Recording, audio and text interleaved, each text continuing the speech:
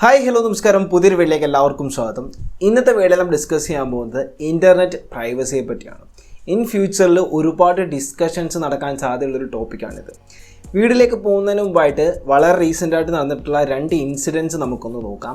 ആദ്യത്തേത് പെഗാസസ് സ്പൈവെയറിനെ പറ്റിയാണ്. ഈ ഒരു ഇൻസിഡൻറ്റിനെ പറ്റി നിങ്ങൾ കൂടുതൽ ആൾക്കാരും കേട്ടിട്ടുണ്ടാവും. എന്നാലും ഞാൻ വളരെ ചുരുക്കി എന്ന് പറയാം. പെഗാസസ് എന്ന് പറയുന്നത് ഒരു സ്പൈവെയർ ആണ്.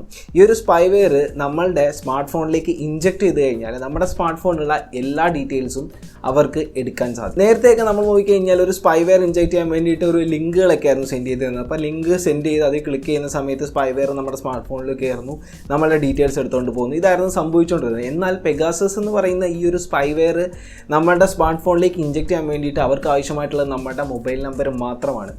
അതായത് നമ്മുടെ മൊബൈൽ നമ്പറിലേക്ക് ഒരു ഫോൺ കോളോ അല്ലാന്നുണ്ടെങ്കിൽ ഒരു വാട്സപ്പ് മെസ്സേജോ വരുന്നു. ആ ഒരു വാട്സപ്പ് മെസ്സേജോ അല്ലെങ്കിൽ ഫോൺ കോളോ നമ്മൾ അറ്റൻഡ് പോലും ചെയ്യേണ്ട, നമ്മുടെ സ്മാർട്ട് ഫോണിലേക്ക് ഈ ഒരു വൈറസ് ഇഞ്ചെക്റ്റ് ആവുന്നു. ഇഞ്ചെക്റ്റ് ആയ ശേഷം നമ്മുടെ ഡീറ്റെയിൽസ് കംപ്ലീറ്റ് ആയിട്ട് എടുത്തുകൊണ്ട് പോകുന്നു. ഇതാണ് പെഗാസസ് സ്പൈവെയർ ചെയ്യുന്നത്. അപ്പോൾ ഈ ഒരു സ്പൈവെയർ ഉണ്ടാക്കിയതെന്ന് പറയുന്നത് ക്രിമിനൽസിനെ പിടിക്കാൻ വേണ്ടിയിട്ടും അതേപോലെ തന്നെ മാഫിയ തലവന്മാരെയൊക്കെ പിടിക്കാൻ വേണ്ടിയിട്ടുമാണ് ഇവർ ഉണ്ടാക്കിയത്. എന്നാൽ നമുക്കെല്ലാവർക്കും തന്നെ അറിയാം, ഒരു പ്രൊഡക്റ്റ് ഉണ്ടാക്കുന്ന സമയത്ത് അതിനൊരു നെഗറ്റീവ് സൈഡ് ഉണ്ടാവും, ഒരു പോസിറ്റീവ് സൈഡ് ഉണ്ടാവും. ആദ്യം ഈ പോസിറ്റീവായിട്ടുള്ള കാര്യങ്ങൾക്ക് യൂസ് ചെയ്തിട്ട് ഇപ്പോൾ അത് നെഗറ്റീവ് കാര്യങ്ങൾക്കാണ് കൂടുതലായിട്ടും യൂസ് ചെയ്യുന്നത്.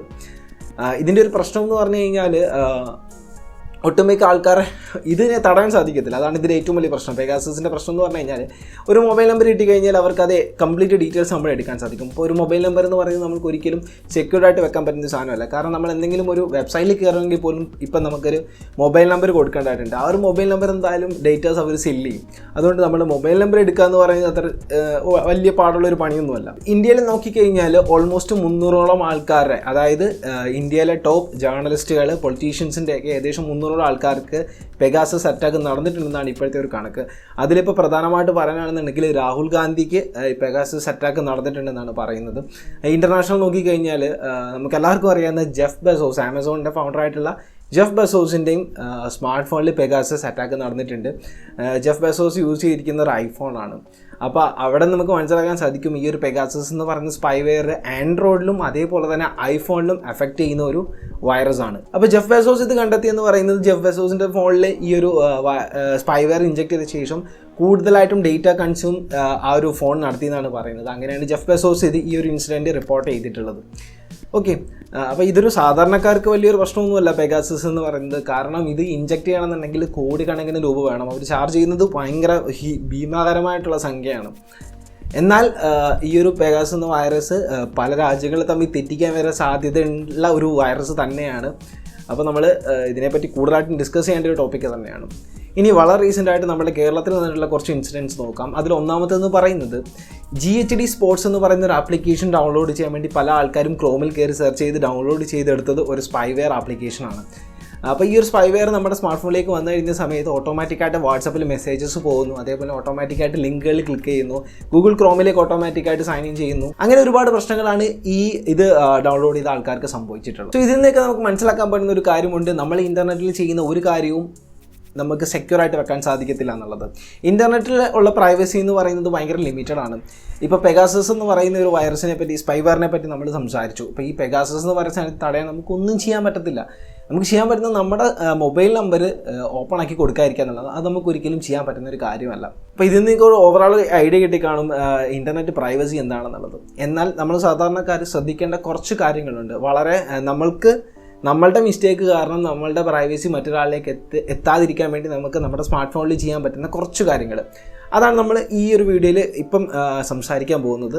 കുറച്ച് പോയിന്റ്സ് ആണ്. ആ ഒരു പോയിന്റ്സ് നിങ്ങൾ വളരെ ക്ലിയർ ആയിട്ട് കേൾക്കുക.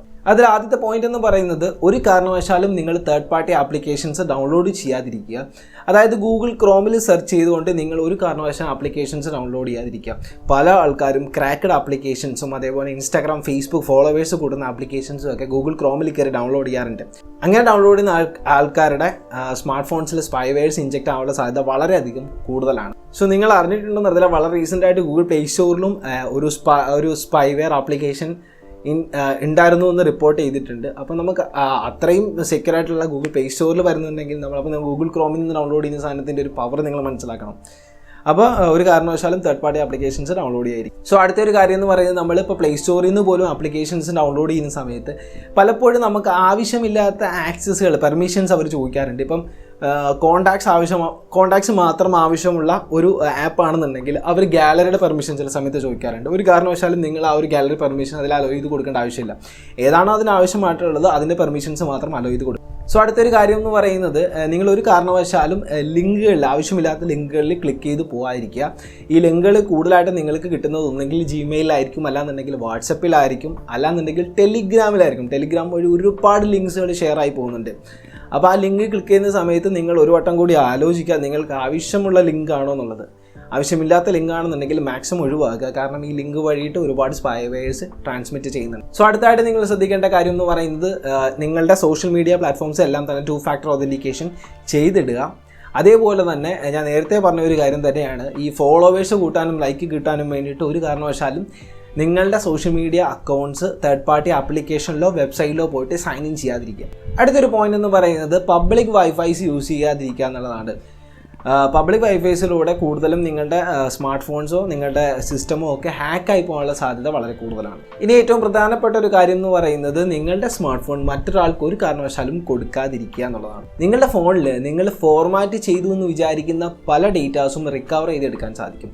ഇപ്പം നിങ്ങളുടെ കുറേ പ്രൈവറ്റ് ഫോട്ടോസ് നിങ്ങളുടെ ഫോണിലുണ്ടെന്നുണ്ടെങ്കിൽ ഒരു കാരണവശാലും നിങ്ങളത് ഫോർമാറ്റ് ചെയ്ത ശേഷം നേരെ കൊണ്ടുവന്ന് ഒരു കടയിൽ ശരിയാക്കാൻ കൊടുക്കാതിരിക്കുക. കാരണം അവർക്കത് സിമ്പിളായിട്ട് റിക്കവർ ചെയ്തെടുക്കാം. ഇങ്ങനെയാണ് കൂടുതലും ഈ പ്രൈവറ്റ് ഫോട്ടോസും വീഡിയോസും ഓൺലൈനിൽ വരുന്നത്. അപ്പോൾ ഫോർമാറ്റ് ചെയ്യേണ്ട ഒരു കറക്റ്റായിട്ടുള്ള മെത്തേഡ് എന്ന് പറയുന്നത്, നിങ്ങൾ ഫസ്റ്റ് നിങ്ങളുടെ ഫോൺ ഫോർമാറ്റ് റീസെറ്റ് ചെയ്യുക, കംപ്ലീറ്റ് റീസെറ്റ് ചെയ്യുക. അതിനുശേഷം നിങ്ങളുടെ ക്യാമറ ആപ്ലിക്കേഷൻ ഉപയോഗിച്ചുകൊണ്ട് കുറച്ച് ഫോട്ടോസ് ആഡ് ചെയ്തിട്ട് ഒന്നും കൂടി ഫോർമാറ്റ് ചെയ്യുക. അപ്പോൾ എന്താണെന്ന് വെച്ച് കഴിഞ്ഞാൽ പല റിക്കവറി സോഫ്റ്റ്വെയർസും യൂസ് ചെയ്യുന്ന സമയത്ത് ഈ അവസാനം നിങ്ങൾ ആഡ് ചെയ്തിട്ടുള്ള ഫോട്ടോസ് മാത്രമേ അവർക്ക് കിട്ടത്തുള്ളൂ. എന്നാൽ അതിൻ്റെ ഡെപ്തിൽ പോകാൻ പറ്റുന്ന റിക്കവറി സോഫ്റ്റ്വെയർസ് വേറെ ഉണ്ടെന്നുള്ളത് മറ്റൊരു സത്യം.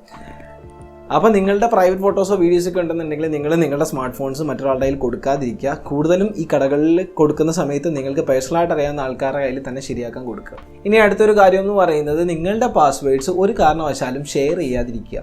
അതുപോലെ പാസ്വേഡ്സ് സെലക്ട് ചെയ്യുന്ന സമയത്ത് കൂടുതലും ക്യാരക്ടേഴ്സ് ഉള്ള പാസ്വേഡ്സ് ഇൻക്ലൂഡ് ചെയ്യാൻ നോക്കുക.